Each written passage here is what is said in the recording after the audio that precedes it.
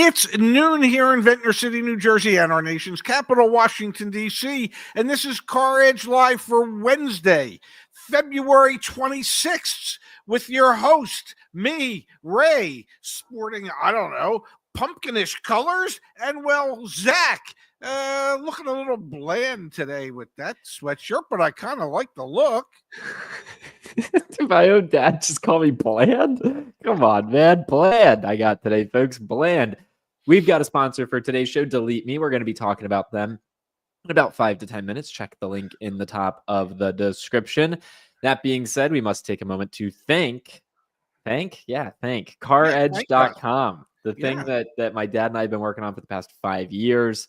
CarEdge.com. Get the best deals, save thousands. A friendly reminder, folks, if you want to get dealer invoice price, our car buying service, sell a car, research a vehicle, you've got all that and so much more. Before you buy a car, get your edge on back at CarEdge. Now, the big story, what, you didn't like that? The big story this morning, Dad. Yeah. Stellantis issues cautious 2025 outlook. Why would they have to do that? I don't know. Maybe because profits have slumped 70%. Stellantis in survival mode.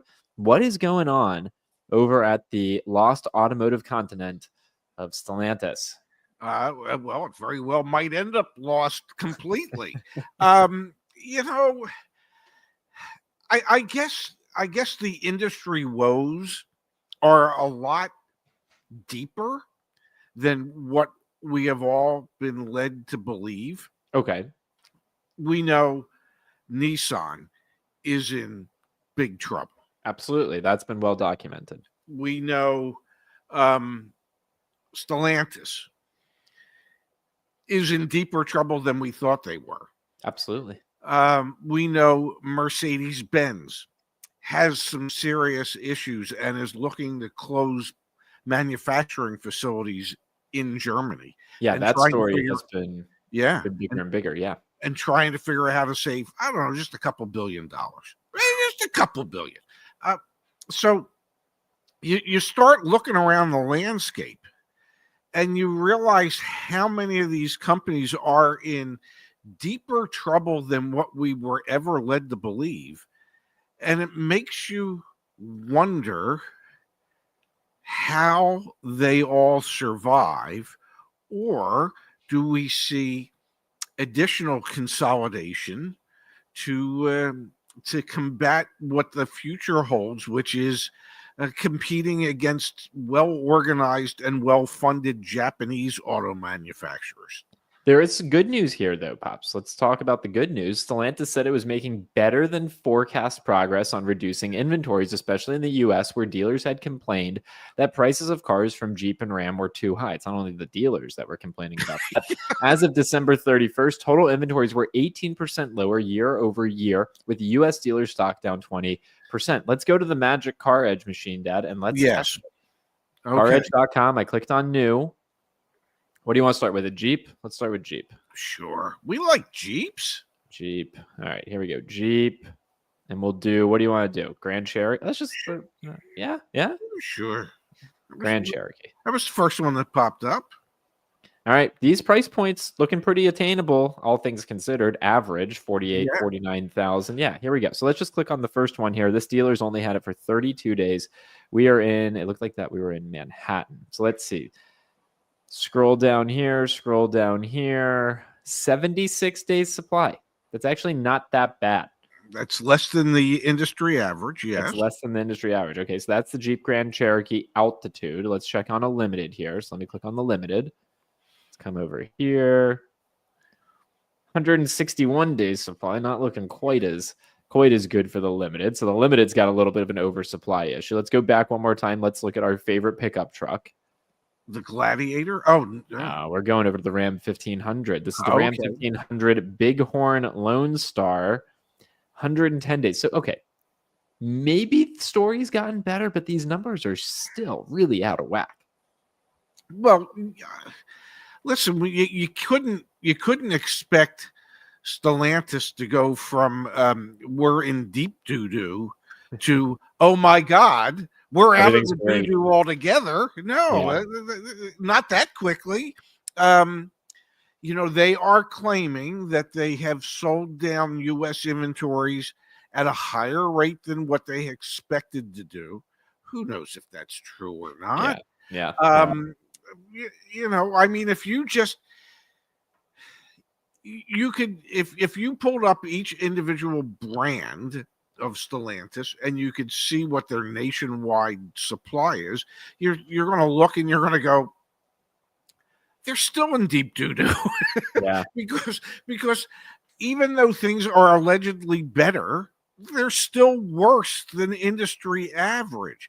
And we were looking at 25s right there, and we know there's a ton of 2024s still out there. Oh, absolutely. And so you look at that. You read an article where they've come out and said that they don't expect 2025 to be a particularly good year, especially net profit wise. During their height, during when everything was going crazy, their net profit was somewhere around 12.5%. Yep. That number's down to like 5.5%. That's more than a 50% decline. And they're saying, yeah, we're going to be low single digits this year. Yep.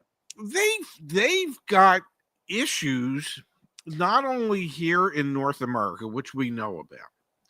They've got issues in Europe, and it's getting worse for them. I don't know.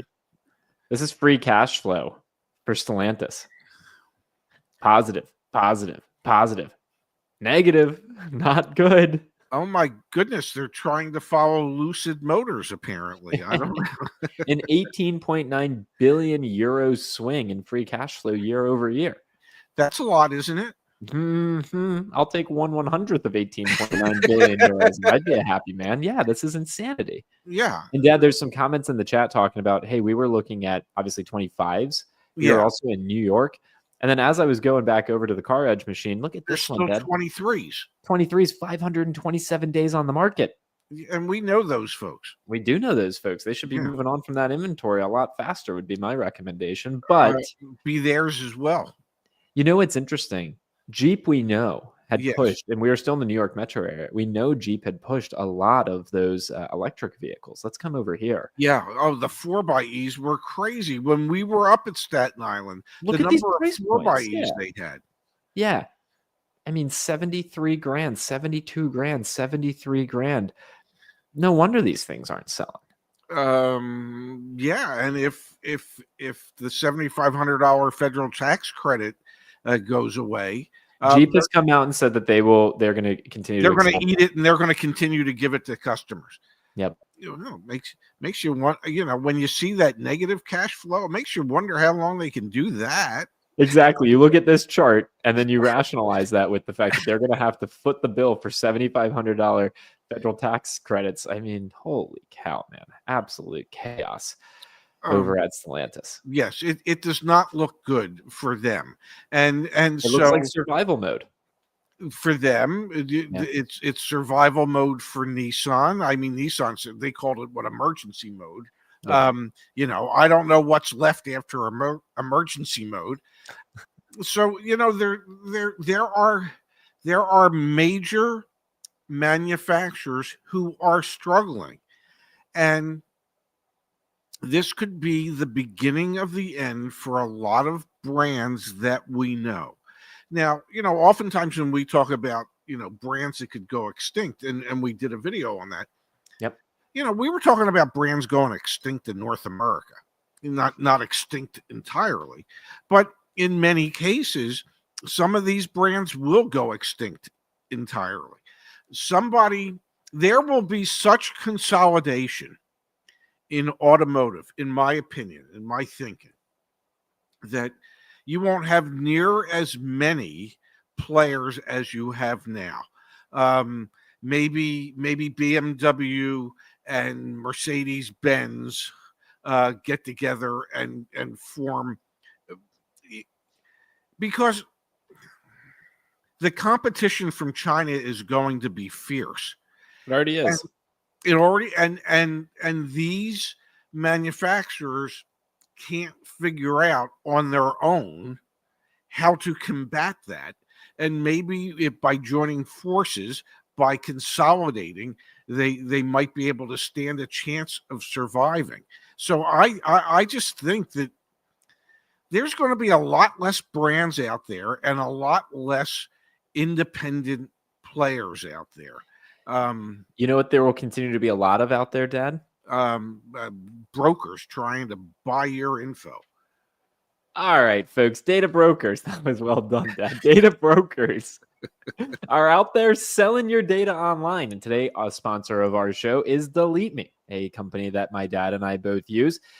Your data, things like your phone number, social security number, home address, and more are sold online. They're available to marketers, scammers, and everyone in between. Delete Me helps you take control over your data. You're looking at a report that I get once per month from Delete Me. My dad does as well. Delete Me removes your personal data from hundreds of data brokers on your behalf. And you can get started today for 20% off with the coupon code CarEdge, or you can click the link in the top of the description. Join deleteme.com/CarEdge. We both use this. All right. It's protecting me. They're taking care. They put me on the VIP package, Dad. Been using this since, what is that? January, February, March 22nd, folks, of last year. I've been using Delete Me, and they are just taking my info off of the interwebs. We appreciate you, Delete Me. Thank you for your sponsorship. You know what scares the hell out of me? What's that, Dad? The and more.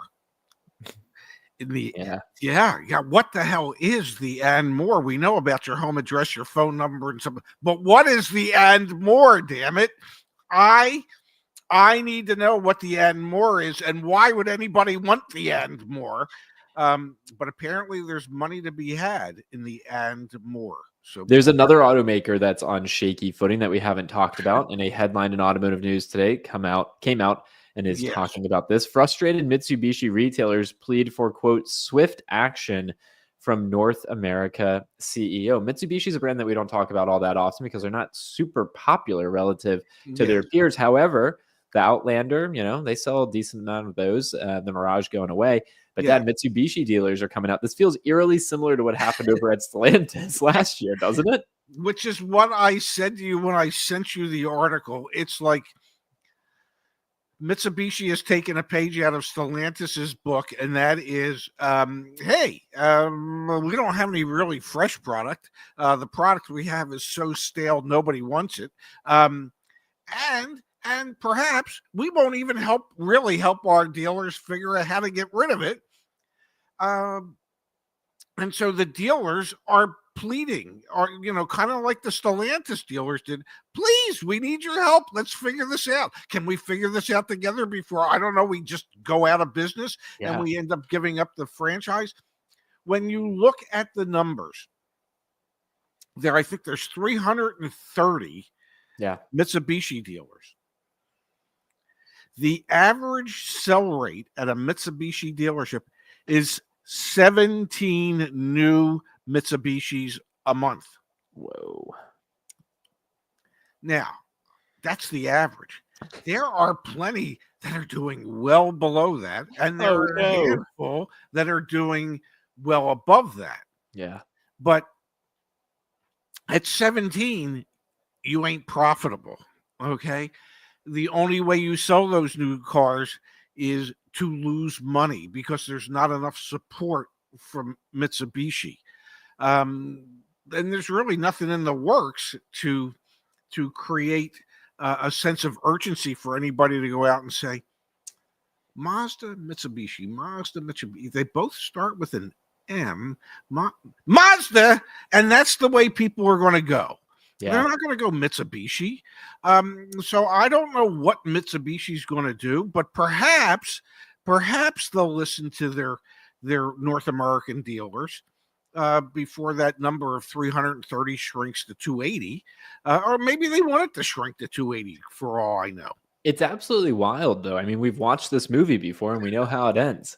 It ends Not with well. It ends with the CEO getting replaced. It ends with having to slash prices, and still, prices are still too high. I mean, Mitsubishi prices are not too high like what Stellantis did, but still, we've seen this movie before of the dealers essentially publicly defaming their CEO, saying, WTF are you doing? I wonder if Mitsubishi is a brand that won't be in the United States for all that much longer, because 330 dealers retailing 17 cars a month, that math just doesn't math relative to your peers that are moving hundreds of vehicles across much larger networks. It is not a recipe for success. Let's say that. And here's the sad reality. Mitsubishi, over the course of its history, has produced some really interesting vehicles. The Eclipse was a pretty popular vehicle at one time. They made the Montero, which was a Jeep-like vehicle. There had, I think, the Mitsubishi 3000 GT. There have been a number of pretty remarkable vehicles that they have produced, and they were pretty quality vehicles. And yet today, basically they got nothing. I mean, so I don't know where they go. The Lancer was one. The Outlander's the one that they're trying to move. The Outlander PHEV, like that's the one that they, trying to build some moat around or trying to get customers interested in, but not enough. No. And you know what? It's interesting, Dad, because we've actually had some conversations with Mitsubishi wanting to work with CarEdge. Yes. And I would be thrilled to come on here and talk more and more about Mitsubishi and help them try and grow their awareness. But it's a really challenging sell when you've got brands like Mazda, you've got brands like Kia. Like the budget over there is just totally different atmosphere than what you've got going on at Mitsubishi. Would you do me a favor and on your Google machine, Google Montero and pull up an image of it and take a look at it, and you're going to say, why don't they still make that? All right, give me a second here. Yeah, we give you all the time you need.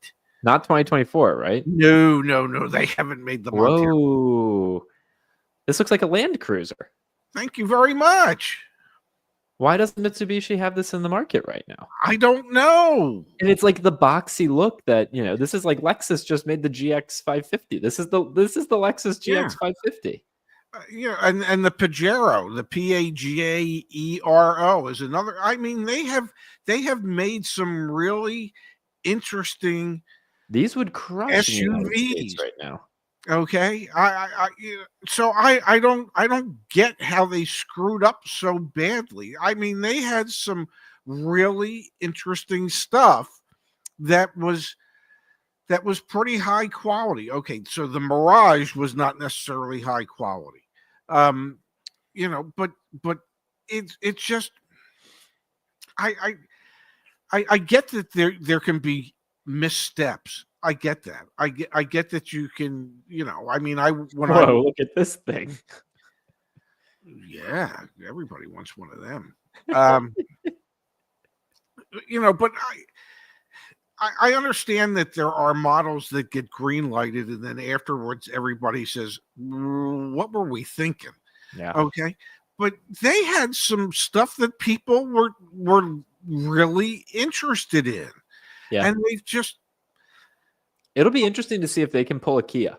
Kia totally redefined their brand in the United States. Took a long time, lots of money, but Kia sales have been, through the roof. I wonder if Mitsubishi will be able to pull off the same playbook here, because their dealers are coming out and they're saying this ain't working. This ain't penciling like we wanted it to. There's another automaker, Dad, who's in trouble right now as well. General Motors planning downtime at their Chevrolet Corvette plant. So we're covering the whole spectrum here, gang. Every day on this show, we give you the most up-to-date information about the auto industry so that you can make smart decisions about buying and selling a car. We've talked about Mercedes in trouble. We've talked about Stellantis in trouble. We've talked about Nissan and Mitsubishi in trouble. Now we're talking specifically about the sports car space with the Corvette. I don't know how many of those they sell a year, but it's an important nameplate for them.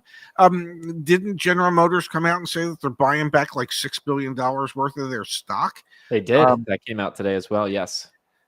So apparently they still have their hands on some cash, but why you want to just use it to buy back your stock? I don't know. You might need that cash at some point. Yeah, well, it seems like Dad, things for Corvette sales not going quite as strong as they had wanted. So, Yeah, GM well, planning you this know, downtime. when we did a review of the Corvette, I mean, that was a Mhm. fun car to drive. Yeah, the new C8 Corvette. Yeah, New. I mean, it's been they, out for a while now. yeah, they don't necessarily hold their value as well as some other sports No. cars, but it is a surprisingly robust sports car, fun to drive, easy to drive, comfortable to drive.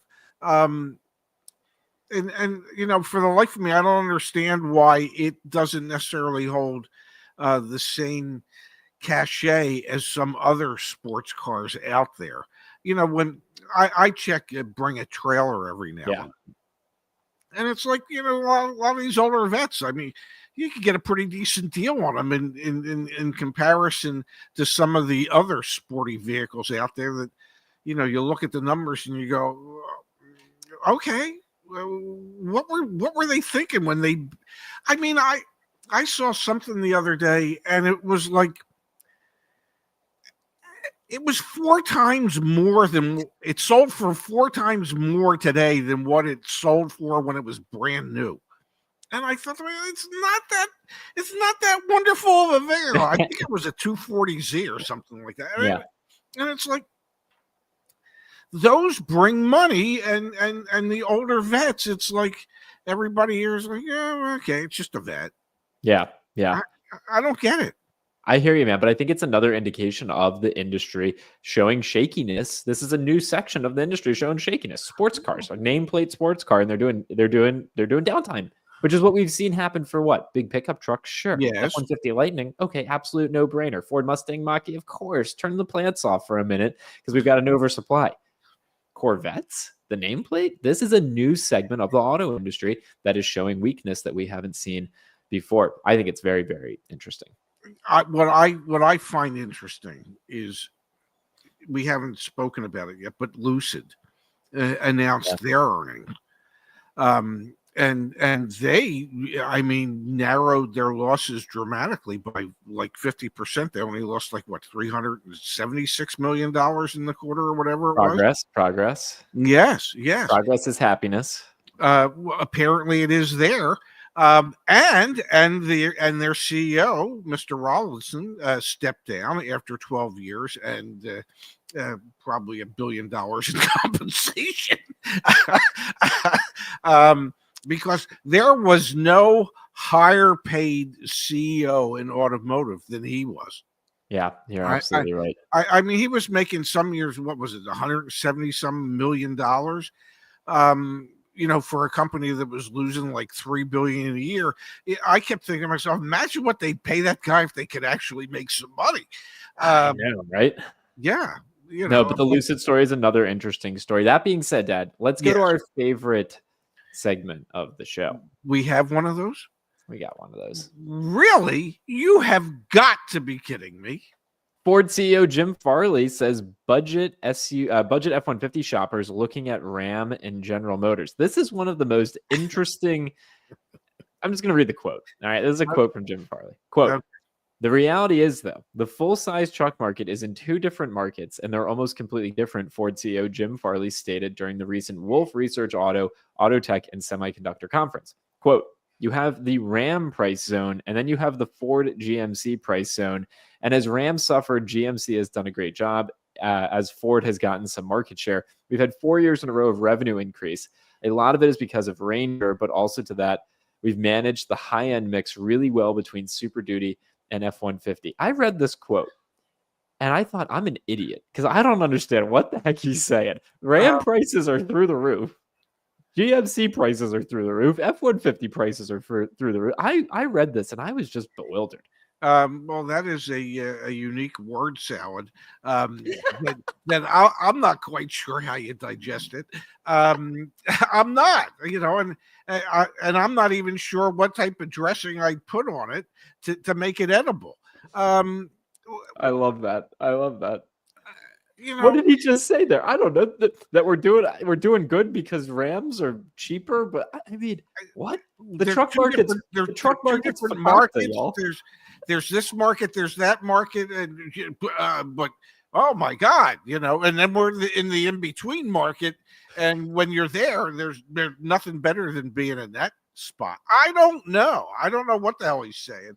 I do know that for the first time in 43 years, the F1 series was not the number one selling nameplate in America. Yeah. Okay. That title went to Toyota with the RAV4. So for 43 years, you figured out how to be America's favorite vehicle by sales volume 43 years in a row. And you have raised your prices so much. The average transaction price on a Ford F series is probably $65,000, $66,000, $68,000, somewhere in that range. Yep. So you have gone so upscale in your most popular vehicle that sales have finally started to decline, and other vehicles out there are outselling you. After 43 years, how do you have your job? Wait. And then this is the quote. Yeah. Quote, and we think that people who really want the newest trucks, really want Pro Power on board, the newest Super Duty, the Platinums, the commercial people want the cab chassis versions. That market is very strong right now. It's really strong. The commodity part of the market, someone who's on a budget and is going to buy an XL or XLT F-150, but they're really looking at a Ram and Silverado. Yes, I think there's going to be a lot of price pressure, and there always has been. The good news is that we have a brand new F-150 and brand new Super Duty. If I'm not mistaken, They delayed it by a year. Generation for a year and a half. I mean, so this is like a doubling down on, we're crushing it in the upscale market. Yeah. And you know what? We're going to try and compete in the downscale market. But you know what? We're not too worried about it. But we've got this brand new version coming out. But no, you don't. It got delayed a year, my friend. Like, the story at Ford, man, feels very disillusioned. Truly, it makes you wonder. At least it makes me wonder. It makes you wonder, yeah. It makes me wonder when you break a 43-year stretch, why those in charge say, this is our guy. I mean, we wanted to lose that title for the last 15 years, and we just couldn't figure out how to do it. But God bless Jim Farley. He figured it out. We need to give him a raise and keep him around a lot longer. How is that considered success? How is that considered, oh my gosh, your job is safe because you blew a 43-year streak? I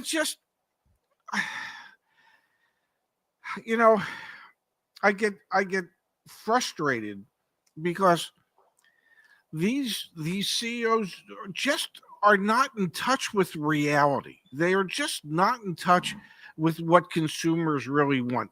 They are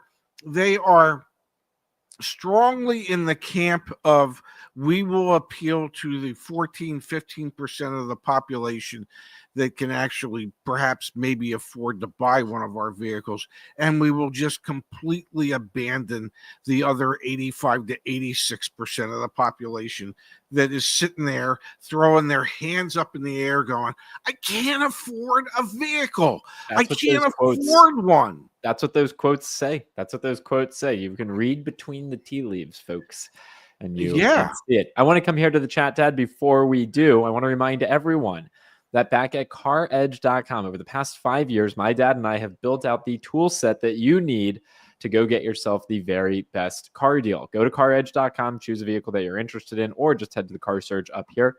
We also have a 100% free research center. Check that out, or track the value of your vehicle with What's My Car Worth. Once you're logged in, you'll be able to see your vehicle right here and so much more. Check it out, folks, CarEdge.com, and learn why literally 1 million plus people a month. It's insane to me, Dad. Over 1 million people come to CarEdge.com every single month to get help buying their next new or used vehicle. Please check it out, folks. Now to the chat. We've had some very thoughtful contributions before those. Yes. Rich says, quote, start a new bank account at Chase and we'll throw in a new Nissan. That promotion would work. That promotion would work. Then we've got here from Michael. Thank you, Michael. Appreciate the contribution. How about Mitsubishi distinguishes itself from other OEMs by building a simple platform like a reliable, naturally aspirated engine without turbos and hybrids? Simple, reliable, and affordable. Welcome back, America. It'll be huge. Mitsubishi has an opportunity. You know, when bad things happen in life, you can have it's two sides of a coin, right? You can be woe is me, or you can say it's an opportunity. Mitsubishi has an opportunity. They could do this. They could do something else. Like we'll see how that team executes. I have often said the first manufacturer that comes out and produces a reliable, good quality car with perhaps less features in it, because it's new and it's good quality and it's $15,000 to $20,000. They're going to change the North American market when they do that. Yeah. They might not make a lot of money per car, but they will sell a lot of damn cars, because there will be a lot of people out there who would rather buy a brand new, reliable vehicle that might have roll your own windows and whatever else, for $15,000 to $16,000, $17,000 than buy a 4 or 5 year old 80,000 mile vehicle for the same money. I'm just thinking, you know what? I'd give up power. I don't know. How did I drive when I was younger and I had to roll my own damn window down? Somehow I managed. Even when I pulled up to the toll booth, I rolled my window down. I threw my quarters in the thing. It wasn't that hard. I just... Sorry, Dad. Wait, one more time. What was the movement to roll your own window down? You roll your windows down like this, damn it. Someone out there, please clip that. Please have that go viral. We've got from VS. Thank you, VS. I want to buy a Kia Niro SX, but none in my area are in the colors I'd want. Go to the dealership and have them order one. What's the process look like? Can I still negotiate the price? VS is in Pittsburgh, PA. So now, Dad, I'm just going to very quickly CarEdge, or here, I'm going to go to the google.com. Yes. Ordering a new car /CarEdge. Factory order CarEdge. And we're going to answer the question, obviously, but we've got here a guide. I guess we need to update this. Justin, let's update this for 2025. It's only February. We got time. We got plenty of time, but let's update that. Yeah. Look at you right here, Dad. Dealer explains how to factory order a car. Let's walk VS through this. What are the steps to factory order? When do you negotiate? Can you negotiate? And would you even be going down this path, or would you just extend your area where you're thinking about purchasing the vehicle you want? Well, I would probably extend the area or the color that I might be willing to accept. I don't know with Kia if you can actually order it. They might just work on an allocation system, and when they get allocated a Kia Niro SX, the dealer could then ask for a specific color for you. And if Kia can accommodate, they probably would. But yeah, you negotiate the price of the vehicle at the time you're negotiating the order. Yep, absolutely. And I will drop the link to that article in the chat here as well. Pops, let's call it a show. We will be back tomorrow with more CarEdge Live. We are still, folks, on the precipice of doing our call-in shows. I think that's going to be so exciting. I still am having audio issues, which I'm trying to resolve, but did you want to let people know we're going to be on a little early tomorrow? Oh, yes. Tomorrow we're going to be on at 11 a.m. Eastern time instead of 12 p.m. Eastern time. 11 a.m. Sorry for the change in time, but 11 a.m. Eastern time tomorrow. So please, hopefully you can tune in to join us then 11 a.m. Eastern tomorrow. And if you can't join us live, then feel free to click on it at noon and watch the rebroadcast. Something tells me it'll be there. All right, Pop, send us out with a double. Like, let's say theoretically you were in a car and you had to roll down both windows at once. What would that look like? It would look like this, ladies and gentlemen.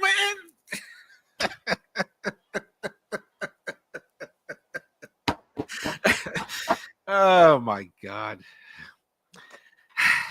The crap I do for CarEdge.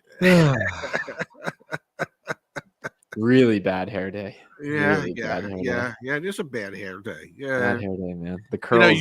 You can't tell, but mine is kind of like sticking straight up. I would go get a haircut, but my barber's closed on Wednesdays. We'll be back tomorrow, folks. 8 a.m. Pacific time, 11 a.m. Eastern. We'll see you then. Love you, Dad. Yep. Love you too. Have a great day, handsome. Thanks. See you, everybody.